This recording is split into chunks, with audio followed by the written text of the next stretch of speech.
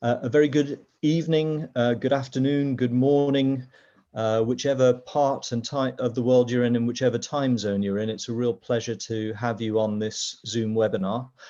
My name is Professor Robin Mason. I'm Pro Vice Chancellor International at the University of Birmingham.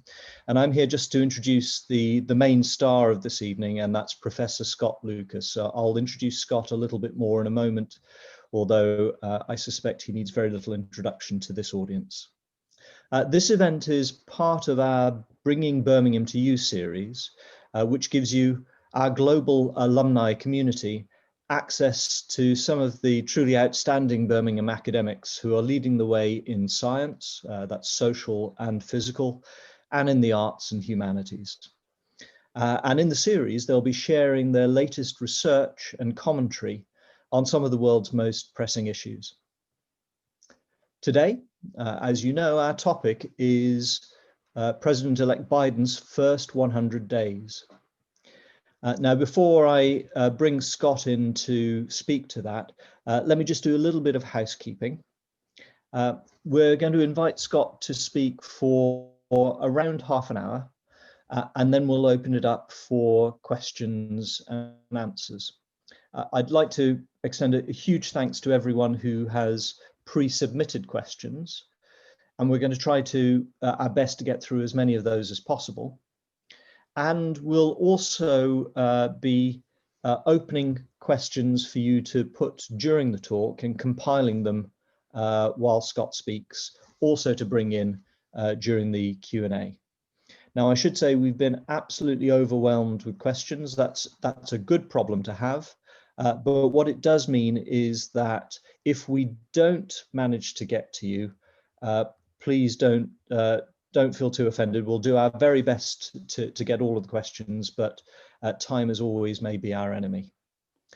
You may be invited to pose your question directly to Scott. And if so, we'll turn your microphone on for you. So we have an army in the background who will manage all of those logistics for you. If you'd rather not ask your question live, or if you wish to remain anonymous, that's absolutely fine. Please just let us know when you send your question through. And finally, let me just remind you that this event is being recorded, and you should have clicked the button to say that you are content with that when you join the webinar.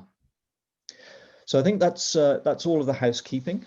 Normally we have to do all of the fire exit stuff, but that's one of the beauty of Zoom webinars, that we don't have to do the health and safety. And that means we can go straight to this evening's expert speaker, Professor Scott Lucas. Scott began his career as a specialist in US and British foreign policy, but his research interests now also cover all current international affairs.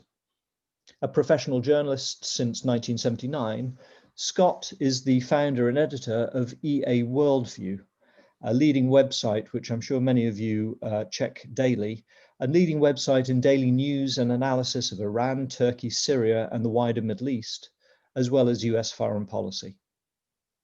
This is Scott's third event for us on the US election, and I know a number of you have attended the first two, and you're back for more. And we're incredibly grateful to Scott for guiding us through this historic and tumultuous event.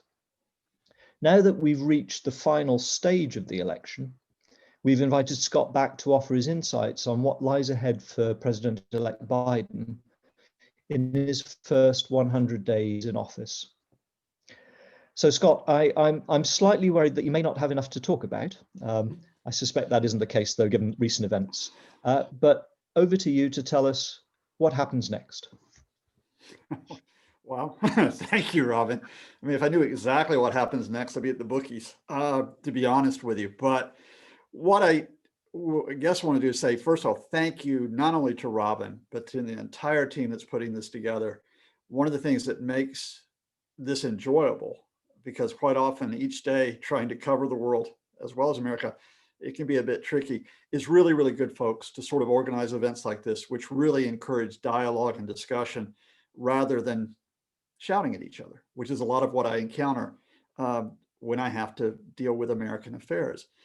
I think what I'd like to do is I don't really want to take a half hour. I'm going to try to keep it really tight so we can get as many questions as possible, go wherever you want to go with this. But probably I'll sort of organize this around 4 opening points. I'll probably talk about, well, we got to mention that fella, Donald Trump. Then I'll talk about the Biden administration. Then I want to name check and look at, I think, what is going to be a key issue going forward, which is the state of the Republican Party, for reasons that I'll explain. And then we'll talk about America.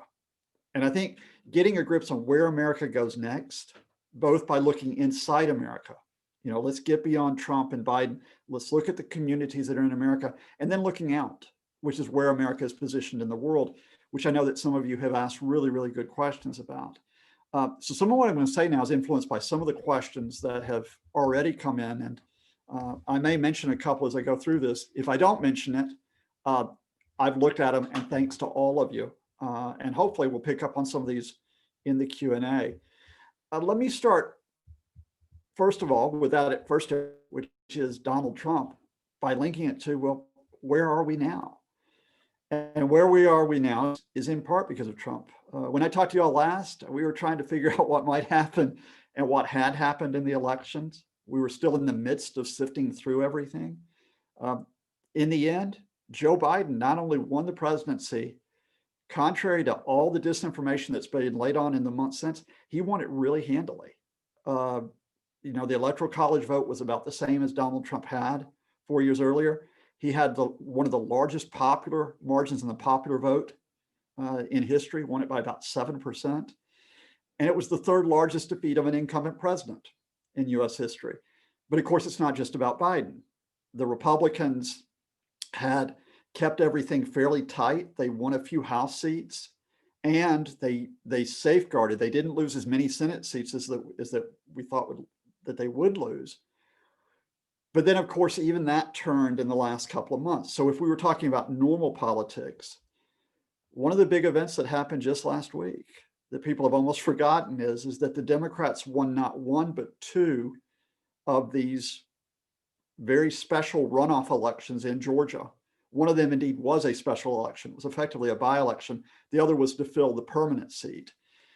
Because the Democrats won both those seats, they now have a narrow majority in the Senate, 50-50, but Kamala Harris, the vice president, is the deciding vote. So if we were talking about normal politics, we would be talking about President-elect Joe Biden is inaugurated next Wednesday. It will be a bit abnormal in that you have to have a socially distanced ceremony, inauguration, but he will take the oath on the steps of the Capitol. He will give an inaugural speech. There will be some people on the Washington Mall, not as many as we normally have, but we would then also be looking towards a Senate, which the Democrats have the majority, the Congress, in which the Democrats have the majority in both houses. And they've done very well in state and local elections as well. So it's not a blue wave as such, but it's more of a balance in American politics with the Democrats having the White House, the executive power. But of course, that brings in Trump because he wasn't going to make everything normal on his way out the door. And as I think we talked about in our previous sessions, you know, our chats, we forecast he was going to try to cling on to the desk in the White House. He was going to talk about a stolen election, a rigged election. He was going to do this with no regard to the actual facts. The Department of Homeland Security assessed that this was the most secure election in US history. All 50 secretaries of state, whether they were Republican or Democrats, said that the elections were fair with almost no fraudulent ballots. The Electoral College votes were all tabulated and were found to be in order. They were confirmed on December the 14th by the Electoral College, with each of the electors voting for Biden or for Trump. And that is where we were when Trump kept persisting with the idea of that the election was stolen, but he couldn't get the courts to overturn the election. 62 of 63 decisions went against the Trump attorneys or the attorneys for Trump allies, including, for example, Rudy Giuliani, the former mayor of New York. The only decision that went for the Trump camp affected just a few hundred votes in Pennsylvania, so the courts didn't overturn the election. State legislatures, despite pressure from Trump, including in the case of Michigan, calling in state legislators to Washington saying, you need to overturn this. In the case of Georgia, on 3 occasions, making calls to Georgia's leading officials, including the governor on 1 occasion, and threatening the Secretary of State with criminal prosecution if he didn't overturn the election. That didn't work. Georgia didn't bend. So the state legislatures didn't overturn the election. Then it was the question of whether Congress would overturn the election, which brought in this session that did take place last Wednesday. Sorry, a week ago Wednesday, January 6th. But if Congress wasn't going to overturn the election, if they were going to certify Joe Biden, maybe the Vice President, Mike Pence, would step in and he would overturn the election as the presiding officer. That set the stage for what happened 8 days ago. Unprecedented, abnormal, historically abnormal, the first time that American citizens have attacked their own Capitol building in Washington. All you Brits out there, you burned it down in 1814 and we haven't forgotten, but American citizens hadn't attacked. And so the distinction that not only did American citizens attack the Capitol, but in my view, they were incited to do so by Donald Trump. Because what was happening at that moment, and I just want to make this very clear before we talk about what happens next with the Biden administration, is that at noon in Washington, Trump knew that the Congress was about to certify President-elect Joe Biden. A lot of Republicans in the House, almost 70% of Republican House members, even after the violence that day, objected to President-elect Joe Biden. They stayed loyal to Donald Trump. 6 senators stayed loyal to Trump, or for their own political purposes, they objected to President-elect Joe Biden. But a majority in the Senate and in the House were going to go ahead with the constitutional process. Trump knew that would probably happen. So what he did when he saw that crowd at noon, 8 days ago outside the White House, is he told them to march on the Capitol. He told them to fight like hell, to stop the steal. In other words, he told them to intervene in the process. And it wasn't just Trump. Trump's attorney, Rudy Giuliani, talked about trial by combat. And the warm-up act for both of those men, someone I know well, because he was my effectively equivalent of my MP when I lived in Alabama, Mo Brooks. He told the crowd, go kick ass. And he said, be ready to sacrifice your blood and your lives. That to me is incitement. And I'm sure you know what happens next, although we can talk about it in Q&A. Congress did reconvene. They certified the election. Vice President Mike Pence not only did not intervene to stop them, he stood firm despite the crowd in the Capitol, those Trump followers chanting, hang Pence, as they went through the building and were trying to find the legislators. And were only stopped from doing so, by the way, by a very quick thinking Capitol policeman. So we will have the inauguration next week. We'll have the inauguration next week with a much quieter Donald Trump, not because he is being quiet, but because we have had, I think, the significant step, personally, I think the long overdue step, that social media platforms have banned him. Twitter, Facebook, Spotify, so he can't listen to his favorite music, I guess. Twitch, so he can't play his games. Someone said basically everyone except Momsnet appears to have banned Donald Trump. The attention rightly shifts to Joe Biden and to a Biden administration, because it's not just Biden, it's his Vice President, Kamala Harris, it's his cabinet secretaries, it's all those officials that have to deal with the urgent questions that are there, which are there arguably beyond what happened in the Capitol, as significant as it was. The death toll from coronavirus is not just increasing, it is surging. It is past 385,000. It will likely be around 500,000 by March, which is what, by the way, the University of Washington's Institute for Health Metrics and Evaluation predicted 3 months ago. They saw the surge coming. So did the leading government experts like Anthony Fauci and Deborah Birx. But of course, Trump and his political appointees pushed all of this aside. The Biden administration now has to deal with this. They have to speed up the vaccine distribution, which has been very slow. The Trump administration promised 20 million vaccines to be distributed by December 31st. As of the start of this week, it was 9.4 million. The Biden administration has to continue to work with state and local officials to deal with the crisis over hospital capacity, especially intensive care unit capacity, and personal protective equipment. It has to deal with the economic effects, the ongoing economic effects of the pandemic. The US unemployment rate right now is double what it was last February. Despite a bit of a recovery last summer and autumn, we still are talking about a historic downturn in the US economy. It has to deal with the social issues that were raised during last summer's mass marches, whether it be policing, whether it be the issue of economic inequality, whether it deal with, for example, health inequality, with people of color much more likely to die from coronavirus because of problems within the American system. It has to deal with climate change. It has to deal with immigration. These are all pressing issues. And it needs to show competence and responsibility because it needs to get beyond Democrat versus Republican, right versus left. Now, I personally think they can do it. I think the Biden administration, I can disagree with their approaches to certain policies. I can sometimes disagree with the way that they frame those policies at times, but these are both at home and abroad, but these are very, very competent officials, many of whom have experience from the Obama administration and even from the Clinton administration. So the rubber will hit the road in that way. But the question is, can the Biden administration proceed without the distraction of Donald Trump? And that brings me to the third area, which is the Republican Party. I think what we're seeing right now is a historic split in the Republican Party. I will not necessarily call it an implosion yet. I don't think this is the end of America's two-party system. And by the way, I do recognize that the Democrats have their own differences. We talked about this before. The center, moderates, progressives. Questions over how you approach healthcare, questions over how you approach the Green New Deal. But I think there's a general agreement in the Democrats on what they want to do. Within the Republican Party, you do not have a single party. You have two different factions. You have an establishment faction which plays by the rules.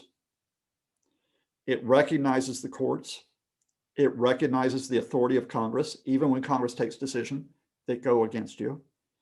It recognizes the need for a functioning system, including functioning US agencies that are not insulted, demeaned, with its top officials being fired at the drop of a hat if they take a decision that a president doesn't like.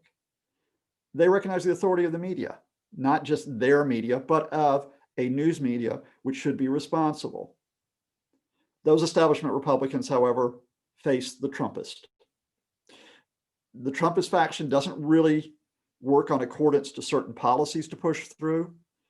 It doesn't work on accordance to a certain agenda. It works on the idea of taking what Donald Trump has done in terms of rhetoric, in terms of approach, and taking it farther. It is a type of attack politics, attack China, attack immigrants, attack people of color, certainly attack the Democrats, attack the liberals, attack the fake news media. And you do that type of attack politics, not for a particular policy, but to simply claim power. The Trumpists are at their strongest within the House membership of the Republicans. As I noted earlier, but just to reiterate the statistic, after the violence, the chaos, after the 5 deaths that took place on January the 6th in the Capitol, of 211 Republicans in the House, almost 2/3, 138, objected to President-elect Biden. They did so simply because they repeated Trump's claims that there were problems with the election, none of which is supported by evidence. Those 6 senators that supported Trump, it was down. Initially, it was 12 or 13 that were going to object. A few of those senators backed off after the violence in the Capitol, but 6 of them continued to object, including 2 possible Republican candidates, presidential candidates in 2024, Ted Cruz of Texas, Josh Hawley of Missouri. What we have seen in the past 48 hours, just to give you a bit of a right now resonance of this is that this battle within the Republican Party has meant that the top Republican in the Senate, Mitch McConnell, has shifted his position. His office let it be known at the start of the week. They leaked to the news media that McConnell had concluded that Trump had committed impeachable offenses. In other words, McConnell was backing the impeachment process in the House, even though McConnell has told the House that the trial of Donald Trump, the second trial of Donald Trump in a year, cannot begin before the inauguration. He has signaled that it can begin after the inauguration. He will not block it. That means, and beyond that, Mitch McConnell has let it be known that he will, quote, consider the evidence. In other words, he is not ruling out the conviction of Donald Trump. What we saw a year ago is that Mitch McConnell whipped the Republican Party in the Senate, the establishment Republicans, to support Trump. Now McConnell is signaling that the establishment Republicans in the Senate can follow his lead to convict, possibly. That is a process that will happen actually sooner rather than later. Initially, Joe Biden had said he did not want a trial within the first 100 days after Trump, the inauguration. That's because he wanted to focus on coronavirus, economics, other parts of the immediate agenda. But Biden has shifted that position to say half of the day of the Senate can be taken up with the essential government business, and half of the day can be taken up with the trial. So Trump's fate, oh, by the way, you may ask why he's gone. Why would you proceed with the trial? It has, first of all, it's symbolically important, because it's symbolically important given the line that was crossed with the attack on the Capitol, that this cannot just be shoved aside. But it has practical effects for Trump. If he's convicted, he loses his pension, more than $200,000 US a year. And the Senate can then vote, if he's convicted by a majority, that he can be banned from further political office. In other words, he cannot become president in 2024. So there are consequences here. And there are consequences which go beyond Trump, which have consequences for the Republican Party. And of course, these are consequences now for America as a system. I think when I chatted to you before, I might have used the line, which is not just a line to attract media attention, although it does. It is what I honestly believe, that this is the most important time, perhaps critical time in US history since the American Civil War. Not just since the Civil Rights Movement in the 60s, not just since World War II or World War I, American Civil War. And that is because of the threat to the US system. The threat to the US system does not end when Donald Trump leaves office. The denigration of US agencies, the denigration of the US military, the belief that the courts should not be respected if they go against you, that Congress should not be respected if it goes against you. That doesn't go away because of the Trumpists that are still there, and because of the type of environment in which the Trumpists continue to pursue spectacle. You know, Twitter, the visual moment. And by the way, one of the reasons why the Capitol attack, and I don't want it to mean how serious it was, because people's lives were threatened there, but part of what happened in the Capitol attack, which taps into Trump's politics, was the spectacle. Get yourself on television, get yourself photographed in outlandish uniforms, in outlandish costumes, stealing the podium of the House Speaker, waving the Confederate flag. If it bleeds, it leads. If it bleeds visually, in a metaphorical sense, it leads.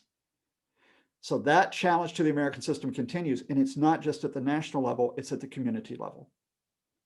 And again, to reiterate, do we now see, after everything that has happened, after the polarizing of America in the past generation, do we get a wake-up call that not only the attack on the Capitol, but the months of disinformation that led up to it, and the attack on state capitals that preceded this? Because remember, last spring, right-wing militia, armed people, and pro-Trump protesters occupied the state capitol, or went into the state capitol in Michigan. Remember what they were protesting then? It wasn't a stolen election at that point. They were protesting coronavirus measures. And it was, by the way, Donald Trump and his supporters, the Trumpists, who said, liberate Michigan. So that challenge for America continues at home. And of course, that challenge for America continues abroad. A lot of the American presence abroad, of course, we feel it. We feel it economically, we feel it militarily, we feel it diplomatically. but a lot of it is symbolic. It is the symbolism of a distinctive power. As much as I don't like American exceptionalism, I think American exceptionalism is damaging, that America leads and the rest of us follow, or that America has all the ideas and we accept them. America has been a post-1945 period around the world, and that symbol has been dented, possibly damaged. Whether it's beyond repair, I don't know. But to pick up a little bit on some of the excellent questions that have come through, where you've talked about getting beyond symbolism to reality. So if we talk about, for example, what this means in terms of the Middle East, Parvez Ali's question. If we talk about what this means in terms of Israel-Palestine, Jeremy Tier, John Hughes, what if Biden visits Ireland? All of these questions, Richard Teasdale on the environment, which is a global question. All of these questions tap into not just the reality of the policies, which I'm happy to discuss in Q&A, but what America represents now in 2021, after probably not just the damage of the Trump years, but a damage to America, which has gone all the way back, I would argue, to the start of the 21st century. You know, that post 9/11 moment with the disastrous war in Iraq. Can America recover? Let me just leave you with this. And here, I am going to name check something that's on EA Worldview. It's also on our partner, America Unfiltered. It's a discussion that I had with my very good friend, Liam Kennedy of the Clinton Institute at University College Dublin a few days ago. And in that podcast, we were assessing the events that have taken place, but we were looking forward. And it's interesting because I've known Liam, and of course, he joined us for one of our pre-election discussions. I've known Liam for going now more than 30 years. But we differed, and it was not scripted, it was spontaneous. Liam said, look, those people that were in the Capitol, the spectacle that they caused, the reality of that is that millions of Americans, they are part of America. You know, Joe Biden said, this is not who we are. And Liam was saying, well, yeah, this is who we are, or who at least part of America is. That people who are so convinced that their America doesn't serve them, doesn't fulfill what they want, or those people who are drawn because of anger or frustration or fear to look at just simply the idea that you need to just damage, even destroy, before you can have some sense of mythical rebuilding. And Donald Trump tapped into that, let's be honest. And Liam's very eloquent, and it's very hard to argue with him, but I did come back with it and say, yes, I still think America can recover. I still think the ideal of America, which is so significant when you grow up in that country, when those people crossed the ideal, when they went in and attacked the Capitol, they crossed the ideal of America. This is different from attacking the fake news media. It's different from challenging Democrats or attacking liberals. It's different from attacking China or even immigrants, who are, of course, many of them Americans, because they have now become American citizens. It's different from all of that because the Capitol is such a symbol of who we are. And out of the darkness comes dawn. So yes, I think there could be an American recovery. It will be long, it will be protracted. It will not be something that is unchallenged, but I think it's possible. I think it's possible, first of all, within America. And then if America can heal itself, then a different America engages with the world. Not as an America that says, we lead, you follow, but as an America which says, maybe it's time to discuss and to listen. Fingers crossed, folks. Now it's over to you. Tell me what we need to be talking about.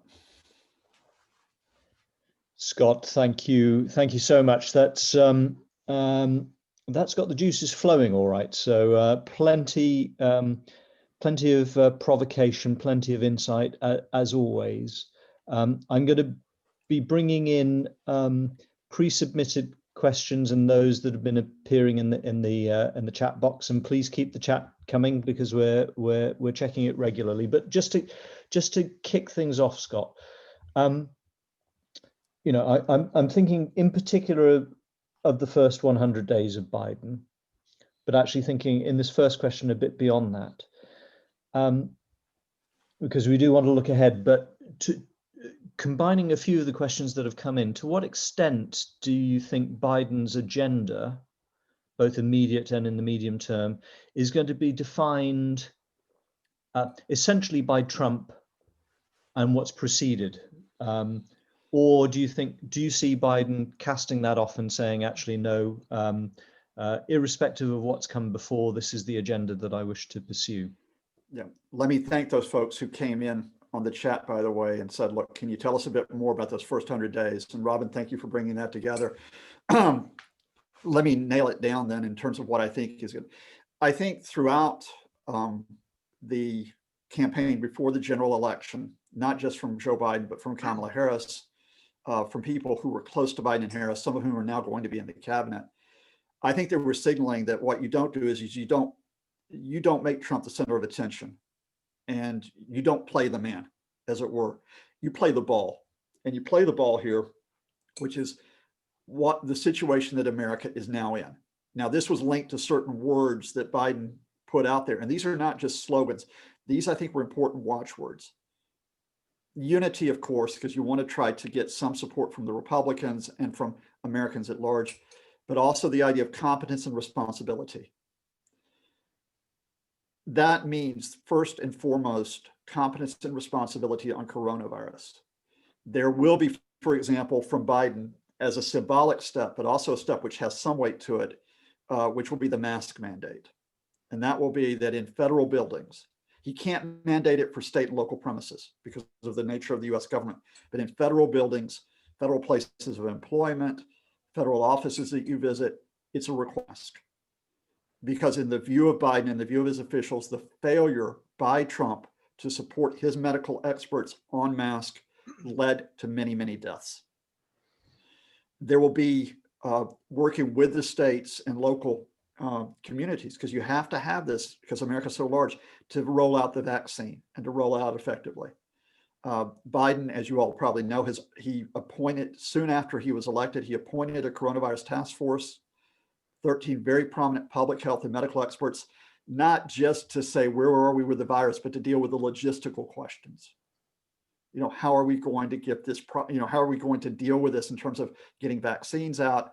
And then, of course, the ongoing care that takes place.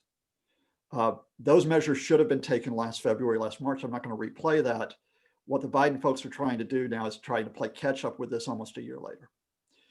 You then have the economy, which, just to bring people up to speed, for months, Mitch McConnell, the leading senator and Republican senator, blocked a coronavirus relief measure. The compromise was $2.2 trillion. It was to provide for loans to small businesses. It was to provide for assistance to states and cities. It was to provide for assistance to schools, for example, as well as extending unemployment benefits, federal unemployment benefits for those who had lost jobs. McConnell blocked it in large part because he didn't want aid to go to states and cities, part of a political power move. There was a compromise which was reached over Trump's objections at Christmas time. That was $900 billion. That is, and Trump reluctantly did not veto it. In other words, he signed it, but that's an interim measure. The Biden administration is saying that the assistance has to be far wider, that more businesses need to receive assistance, that state and cities need to be helped out because their budgets are breaking. So you can expect a measure to be tabled very quickly to deal with that. You then have, they'll have to deal with issues like healthcare, issues like justice, issues like the environment. Here, I'm going to roll these up into say, they will not do this through sweeping legislation. You will not see by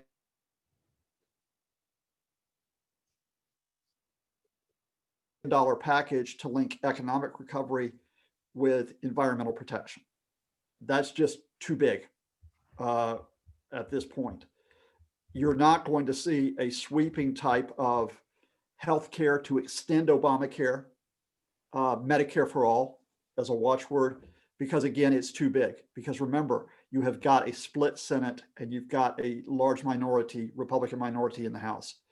Instead, you protect what you have, and you do that through executive orders. Remember, Trump only passed one major piece of legislation. That was the tax cut bill at the end of 2017. What Trump did primarily was use executive orders to strip protections. He stripped environmental protections. He pulled America out of the Paris Climate Change Accords. He pulled America out of the World Health Organization. He threatened to deport Dreamer immigrants. Now Biden reverses that. Oh, and sorry, and Trump also weakened Obamacare. Biden reverses the executive orders. You protect Obamacare, you protect the dreamers, 800,000 undocumented young immigrants from deportation and give them a path to citizenship. You reinstall environmental regulations that were stripped by Trump. For example, controls on methane, controls on vehicle emissions, wildlife protections that Trump stripped. You possibly rejoin the Paris Accords on climate change. I'm not sure how quickly they'll do that. In other words, Biden and his administration will use the power of the office of the executive where they do not have to get congressional sanction in the first 100 days. And then, of course, what they will have to do to get congressional sanction is they'll have to put together a budget, a government budget. Trump did this piecemeal. He never had a full budget that went before Congress. The Biden folks will want to try to get this on a more systematic basis. Again, Scott, lots that we're going to dig into and specifically trying to pick through some of those policies and priorities. Just before we get to the real kind of nitty gritty, I'm still quite interested in the style of the first 100 days, as it were, and how Biden is going to operate and be effective. And if we can work the technology, I'd love to bring in Emily Edwards at this point for Emily to put the question to you that she submitted in advance. Do we feel up to this challenge? I am, if Emily is. I'm now entirely in the hands of the technicians in the background. So I'm hoping I see Emily's unmuted. Emily, welcome. Hello. Well, thank you for having me. Pleasure. Emily, thanks for pre-submitting your question. The floor is yours. Thanks. My question for Scott Lucas is, following the Senate election results in Georgia, establishing Democratic control over Congress, to what extent do you think the Biden administration will try to foster a bipartisan approach to addressing social, political, and economic issues? Wow. Emily, thanks so much. And Scott, if I just to focus that again, trying to view this in the lens of the first 100 days with all of the impeachment stuff going on, is Biden going to be able to foster that bipartisan approach that Emily asks about? Well, I mean, that's a great question. That whatever happened would be one of the critical ones that we're facing in terms of how much can the Biden administration and Democrats more broadly reach out across the aisle, given how polarized America has been. But I think the dynamic has shifted possibly, and I emphasize possibly, with the Capitol attack. I think had the Capitol attack not occurred, I think the Republicans still would have faced a significant challenge within their ranks. But I think Mitch McConnell would have been more in the position of being the obstructionist force that he was in the last 7 of the 8 years of the Obama administration. McConnell only really cooperated with the Obama administration when the Democrats had a majority, which was very short-lived, 2009 to 2011 in the Senate. And he said quite openly, I want to make Barack Obama a one-term president. I think he would have possibly tried to do the same to the Democrats and keep them for one term in office. But 2 things happened with the Capitol attack, one of which I'll deal with the Republicans, and then Emily get to the big thing, which I think is also Biden. With the Republicans, it was a wake-up call for McConnell, and that is these folks are not going away, and they are a threat to you. Donald Trump has raised more than $250 million in the guise of overturning the election to use to what we call primary Republican congressional candidates he doesn't like.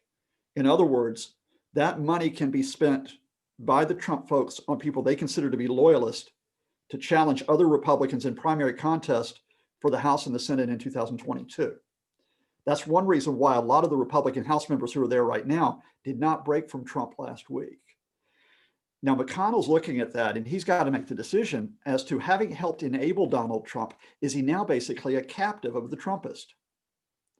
And that's not just a question regarding what happens with the Trump trial. It's also a question on policy.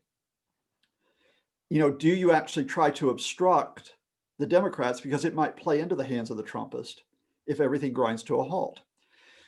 So let's flip it to Biden and to the Democrats. That gives them an opportunity, which is an opportunity to reach out across the aisle by saying, look, we're not doing this as Democrat versus Republican, right versus left. We want some type of consensus because we've got immediate crisis issues here. Now, that was done to an extent even before the events of the last week through the negotiations on the compromised coronavirus relief package that I just talked about. Those negotiations were led by the House Speaker, Nancy Pelosi, and the Senate Democrat leader, Chuck Schumer. So there had already been a move towards that. Now you have the possibility, which is, can we do this on all of those measures that I talked about, those domestic measures that we talked about beforehand, and also certain things in the foreign policy arena. For example, where America begins to reestablish trade agreements, and that includes with the UK possibly, which might bring in the Republicans as well as the Democrats. I think the marker for this, look at Joe Biden's two speeches immediately after the Capitol attack on the Wednesday and on the Thursday, the 6th and the 7th. Donald Trump at that point had not said anything. And then when he did speak, remember, he came out and said to the attackers, you're patriots, we love you, you're very special. Joe Biden didn't say these folks were very special.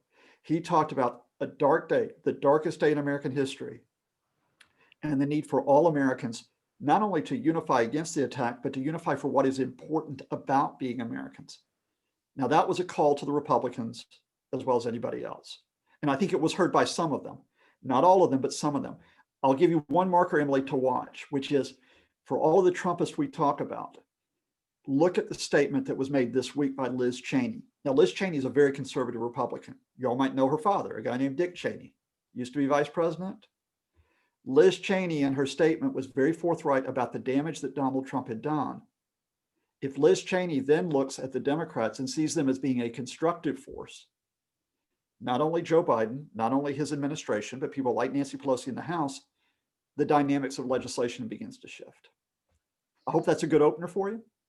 Scott, very, very good. I have one eye on the clock and one eye on the long list of questions coming in. So I'm going to try to keep the questions short so that we can get through as much material as possible. But just on the last thing that you mentioned, I'd rather like, if again, if the technology permits, to bring Ian Wheels in at this stage. Because I think Ian's got a really interesting question about, again, you know, if we think of it in the lens of Biden's first 100 days, how he's going to approach addressing some of the wounds that have been opened up recently. Ian, are you able to take the floor?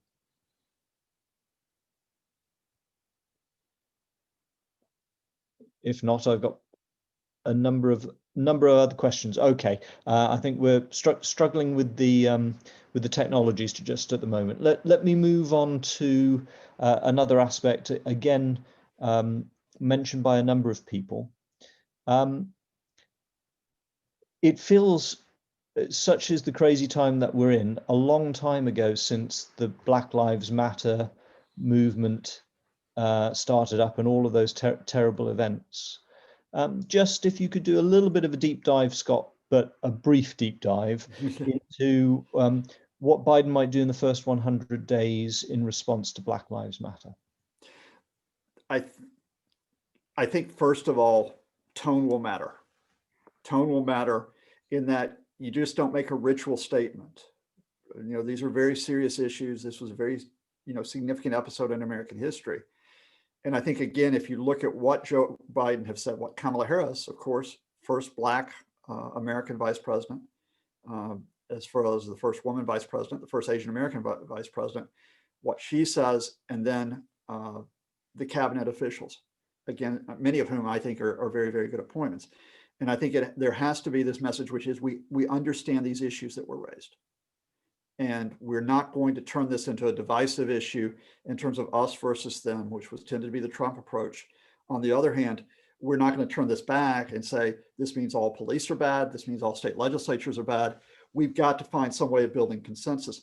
But the thing about this is, I think is really important, folks, is this is not just a federal government question. The federal government can set the tone for this, and it can do certain things in terms of federal legislation. But at the end of the day, Black Lives Matter and the issues they raise, those are issues that resonate through local and state communities. So you need to look at the Biden administration working with local and state officials, working with activists to talk about what can be done. And these issues are still very serious. I mean, in the past week, for example, we've had a couple of shootings of unarmed Black men, again, which have revived these issues. They have not led to the mass marches, the mass protest. There have been discussions at community level what should be done. But in Kenosha, Wisconsin, for example, which is where a man named Jacob Blake was shot 7 times, an unarmed man shot 7 times in front of his children. The police officer who shot Jacob Blake was acquitted. The decision was made not to file charges this past week. You can possibly not repair those past wrongs, although it would be good if you could. You have got to look at what you're doing moving forward. And you have to do it at state and local level, getting beyond a simple slogan, because I do think this slogan, and I'll now be very honest with you, I was very cautious before the election because I didn't want to be a simple slogan like defund the police. I respect and I know people who supported that slogan. I know why they did it, but it's a divisive slogan to defund the police. You have got to talk about the police, the community, Black Americans. You have got to talk about a new approach where everyone feels like they are secure and that they can cooperate with each other. And this is a long haul process.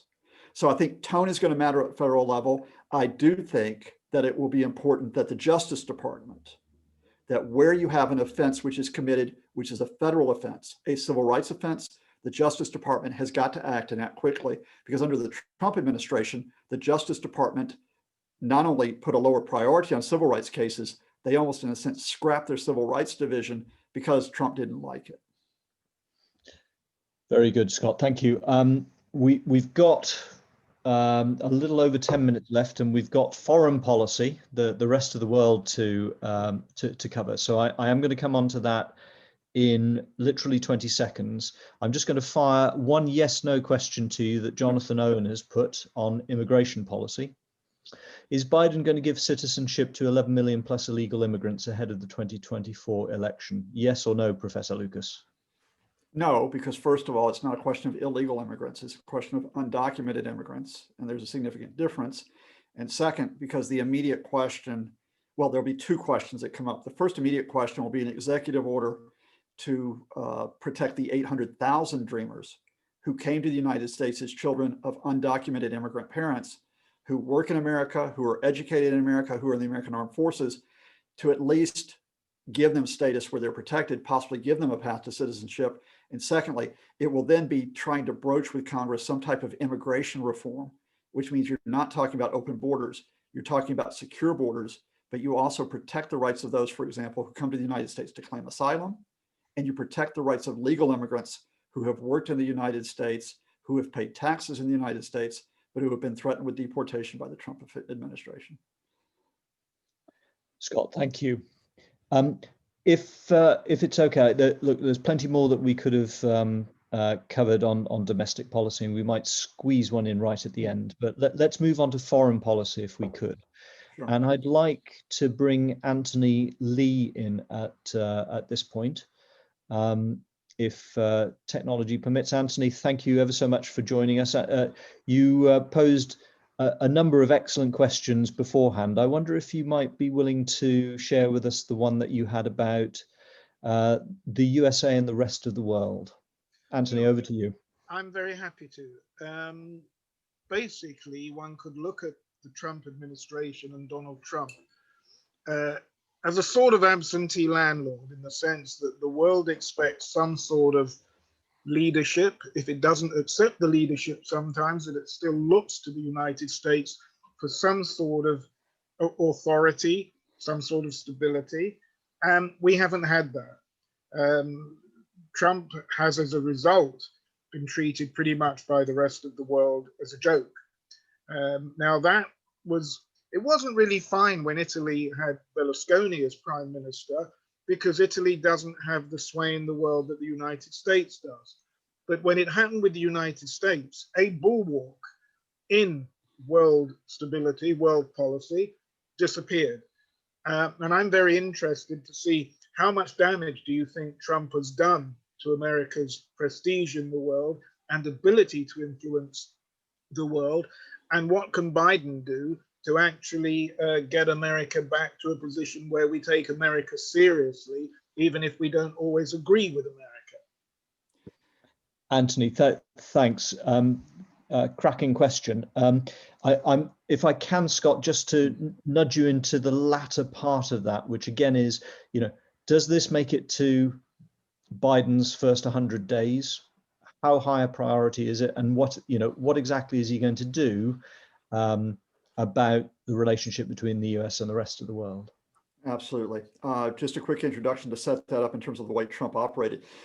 I think, as a slight, as it were, exception to Anthony's excellent statement, what I would say is that not everybody, Trump was not entirely absent. Instead, Trump, in connection with his family and friends policy, carried out a transactional foreign policy. And that is, with certain countries, it was like, look, I'm going to treat this like a business relationship. You flatter me, you make me feel good, I'll make it worth your while.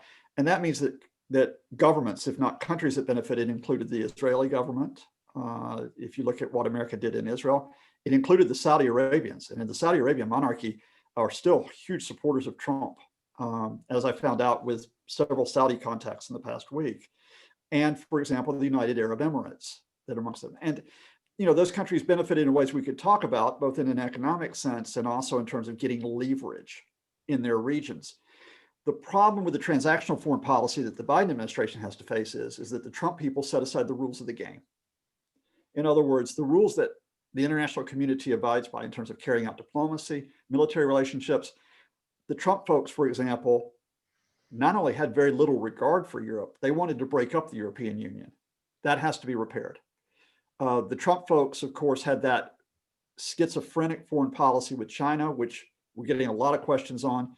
On the one hand, Donald Trump wanted to be like President Xi Jinping, so he said nice things about him. He said he was wonderful. The Chinese flattered Trump during his visit there. On the other hand, Trump wanted to prove he was the tough guy, and he had advisors that wanted to prove they were the tough guys. And so you had the trade wars, and you had stepping up the possibility of confrontation in the South China Sea. You had okay. So what's Biden going to do, though, Scott? You bring the rules of the game back in, Robin. This is the setup on it, right? So the reason why I wanted to set up with Trump is that the Biden people are not necessarily going to go in and agree with people on foreign policy. They're not going to go in with the Chinese and say, we agree with you, we're going to let you do whatever you want to with Hong Kong. But they're going to say, let's negotiate the trade relationship. Let's talk about, for example, things that matter, like intellectual property, technology transfer, or in other words, technology theft, which they've talked about in the back, telecommunications and security, the Huawei case. They're going to talk with the European Union, which is, let's lift the tariffs that have been imposed by the Trump administration, including on the EU, but the EU also lifting tariffs on American products. And let's get to a post-Brexit relationship that benefits us. They will consider talking to the UK about a trade deal by the rules of the game, but only if there's a secure Irish border. I'll just leave that out there. They will talk to American partners, for example, about dealing with Russia, which is, we don't just simply refrain from sanctions on Russia because we like Vladimir Putin, or at least Trump did. If the Russians cross a line, as they have done in Eastern Europe and the Middle East, or with nerve agent attacks, we have to make a coordinated, unified response. If we're talking about climate change, the Biden administration will talk about coming back into the Paris Accords by the rules of the game. And one immediate step in the first 100 days, which will make a big difference, they rejoin the World Health Organization. You don't just walk out of the World Health Organization to prove you're a tough guy. The rules of the game are, in the middle of a pandemic, you cooperate.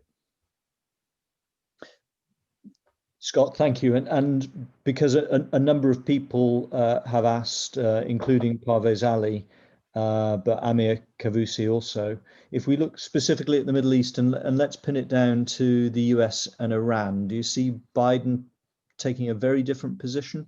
Will the US under Biden come back into the multilateral treaty that's been brokered with Iran? How do you see that evolving? Regarding the Middle East and Iran, there's not a single Biden policy, or will be a policy in the Middle East, because American policy in the Middle East has been in a mess, an absolute mess well before the Trump administration.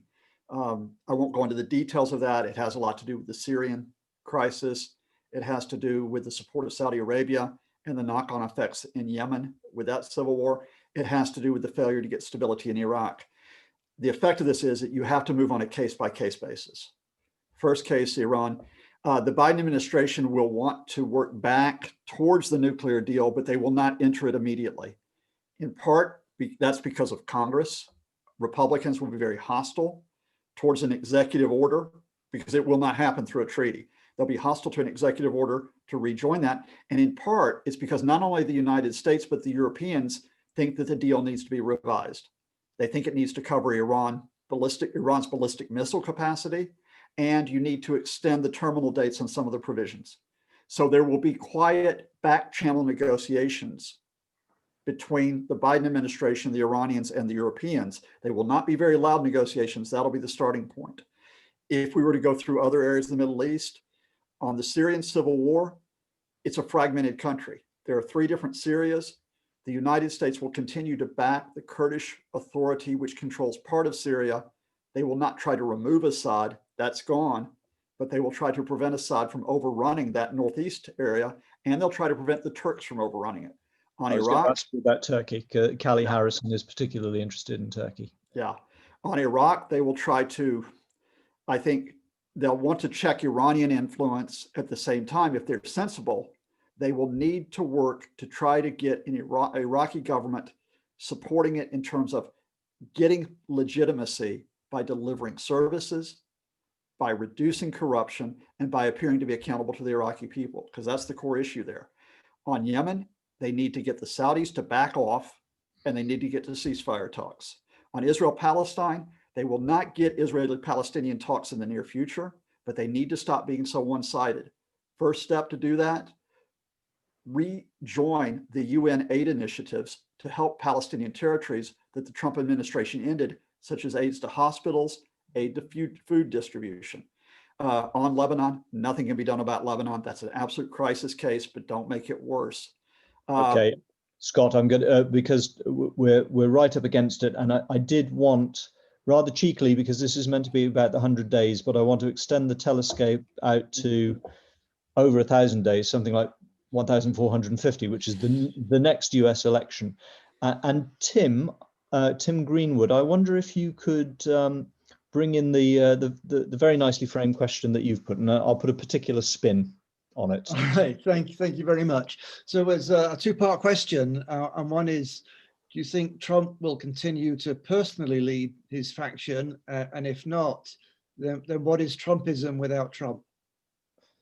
Tim, fantastic. And because we're so tight, I'm going to make it a bit of a black and white question. So is it going to be Kamala Harris versus a Trump in 2024? Almost certainly Kamala Harris running for the Democrats, unless there's like some type of implosion within the party. And to respond to a couple questions, although there are differences between the moderates and the progressives, I don't see that leading to an implosion in the next 4 years. By the way, Alexandria Ocasio-Cortez will move more towards the center, and in fact will probably be US president at some point within the next 20 years. Mark that one down.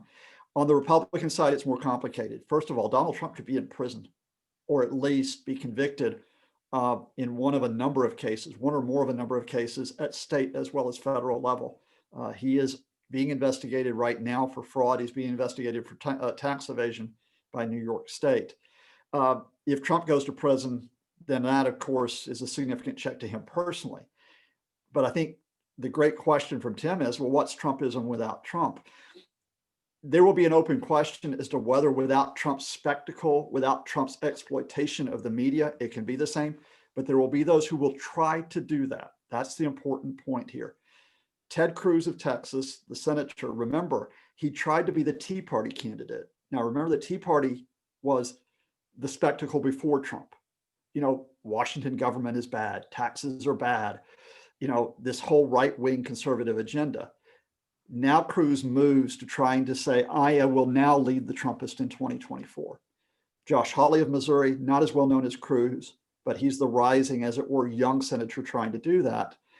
There will also be House members who will try to take on the mantle of Trumpism. Watch out for Jim Jordan of Ohio, for example. In other words, the door has been opened. The problem is you cannot shut it on the past 4 years, even if you're a Mitch McConnell. At the end of the day, here's why it's so tough, Tim, for me to answer this question. It's two different political systems. Establishment Republicans still have policies. I might disagree with them, but they have policies. You know, before Donald Trump, they believed in responsible fiscal management of the budget. Trumpists don't have policies. They have slogans. They have sound bites. They have tweets. And we do not know in 21st century politics how this plays out. We saw the first wave of it with Donald Trump. We're going to see the next wave of it in the Republican Party, possibly for the next 4 years. If the establishment Republicans win out, then you look for someone who tries to bridge, tries to bring the party together. Don't know who that is yet. If the Trumpists win out, I'm going to go to my bunker because it's going to be probably Ted Cruz who's going to be trying to do it and get back into office, having failed to do so in 2016. Scott, thank you. My job is to be the unpopular one in two ways. One, I fear I've only touched on a few of the many questions, of the many great questions that you've put. So for those who submitted questions, many thanks. For those whose questions weren't selected, my apologies. I hope you can in time forgive me. The other way in which I make myself unpopular is that I have to draw this fascinating event to a close. Before you do, Robin, may I make just an opening offer to folks? Of course, we cover a lot of these topics on EA Worldview, eaworldview.com, also with the partner site, which is America Unfiltered. You can find that under the Clinton Institute.